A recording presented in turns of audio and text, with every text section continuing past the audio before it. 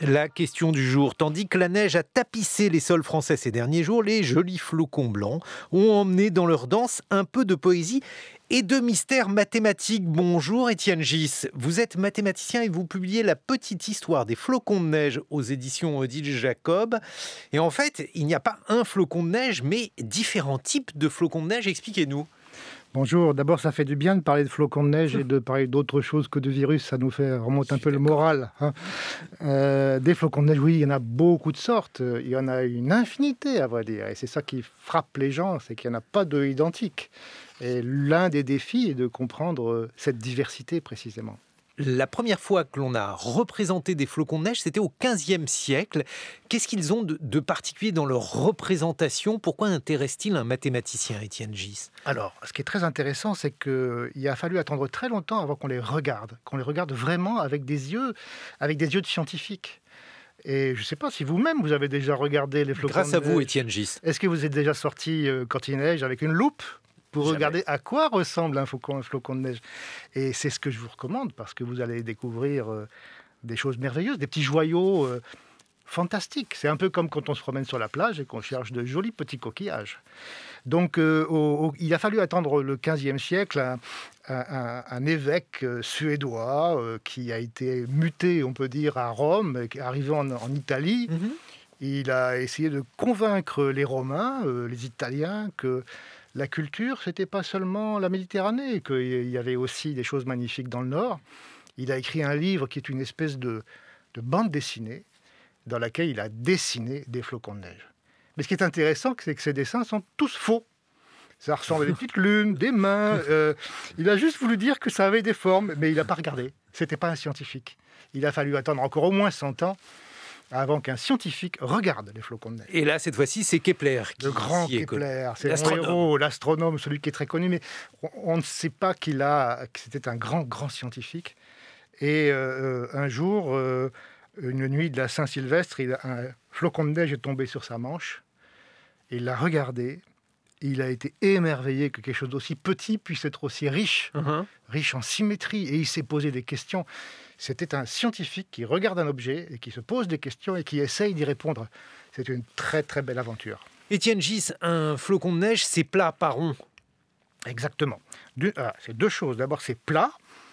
Et c'est l'une des questions que pose Kepler. Pourquoi c'est plat et pourquoi ça ne pousse pas dans toutes les directions, comme un oursin, par exemple? Pourquoi ça prend une autre ça reste en dimension 2? Et puis surtout aussi, le flocon, quand on les regarde, ils sont tous différents, tous différents. Cependant, ils ont tous ce qu'on appelle une symétrie d'ordre 6. Ils sont formés de 6 branches identiques. Tous les flocons sont différents, mais les branches sont identiques. Kepler se pose la question, mais comment c'est possible? Quand le flocon va grandir, on a l'impression que les branches communiquent entre elles. Comment est-ce qu'elles font pour être identiques? À tel point que Kepler se demande, le flocon, est-ce que c'est pas un être vivant? Est-ce qu'il y a une communication entre ces branches? Vous savez, on est au début du XVIIe siècle, les gens se posent des questions sur qu'est-ce que le vivant, qu'est-ce que l'information, est-ce que Dieu a quelque chose à dire là-dedans? Ce sont des périodes assez fascinantes pour la science, pour l'histoire des sciences. Comment se forme un flocon, Étienne Gis? Alors le flocon, pour dire la vérité, on ne comprend pas tout.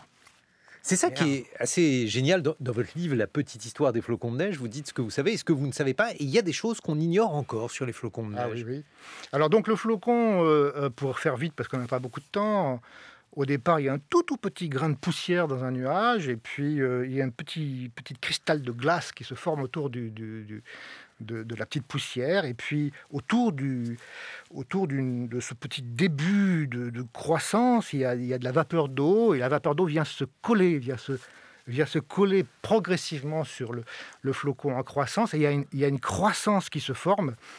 Et la manière dont la croissance se forme dépend de la quantité d'humidité, dépend de la pression, de la température, et puis dépend de l'histoire du flocon. Et précisément, le flocon, il se balade, il danse un peu dans le nuage, et en fonction de son histoire, le résultat des cours, c'est qu'il a une forme qui dépend de son histoire, qui relate son histoire. Mais alors, est-ce qu'il est possible de déduire de la forme du flocon, la qualité de la neige, puisqu'on sait qu'il y a des neiges dures, molles, mouillées, bref.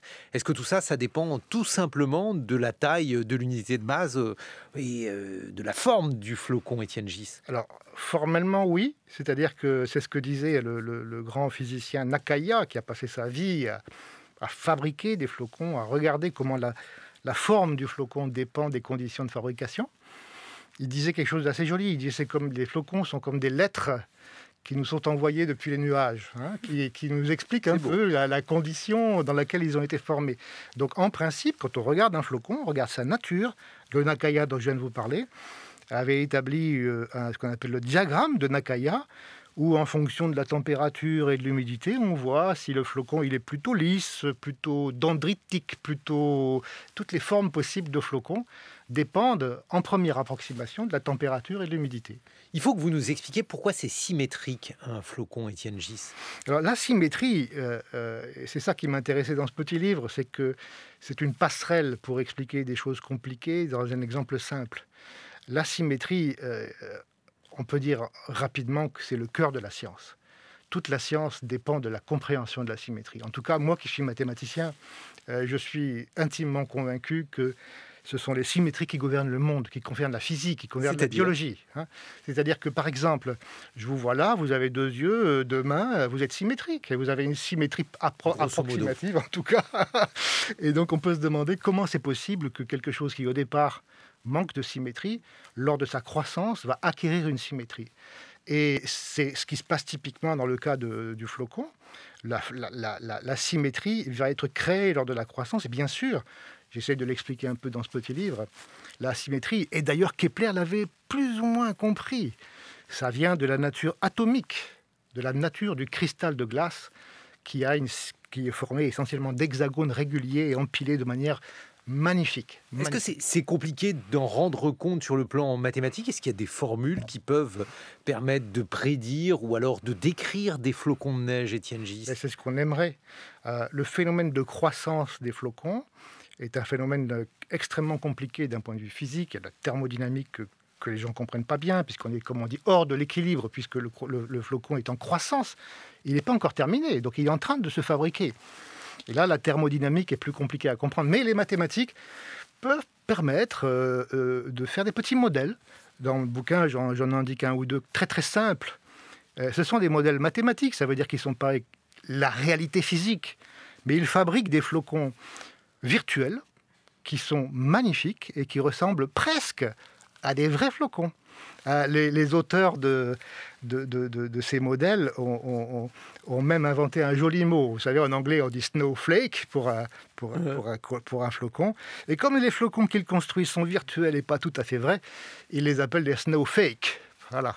Bon, en tout cas, j'ai beaucoup apprécié votre petite histoire des flocons de neige. Ça se trouve chez Odile Jacob et c'est effectivement un livre à lire en ce moment pour se changer les idées, mais aussi pour apprendre beaucoup de choses sur l'histoire des sciences. Merci beaucoup, Étienne Gis. Merci beaucoup. 7h23 sur France Culture.